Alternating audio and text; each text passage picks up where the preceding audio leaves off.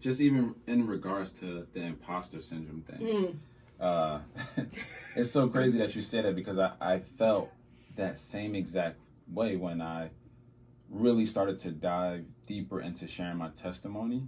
Yeah. And looking for, engagements to speak and then also to just educate others on the things that I've learned.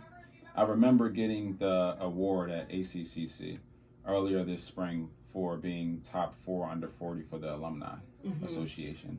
And that was a part of my speech. Like I got up there and I was like, man, I feel like an imposter almost. Yeah. Like I didn't feel worthy of this. And for me, I had to step back. And it actually took my fiance looking at me. She was like, look at your life a year ago. Look at all of the stuff you've done in a year's, like a calendar's time. And for me, I was so used to discounting everything that I did that I just overlooked it. It was like it never even happened. And it took me really doing some reflection and sitting back and learning how to accept awards.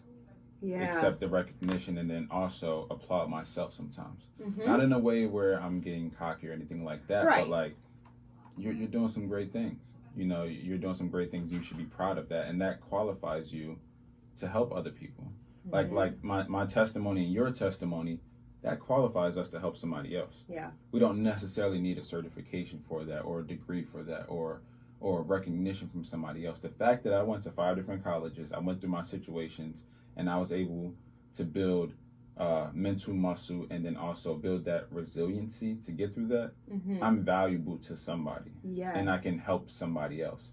And I believe that, people like yourself, as long as we're sharing our testimony, from a genuine place, why can't this be, our lifestyle? Why can't this be our career to do that? Why do we need to feel bad about that? Absolutely. If we're helping somebody else, if we're serving somebody else, if we're offering them something to elevate their life, then I don't understand why we can't do that.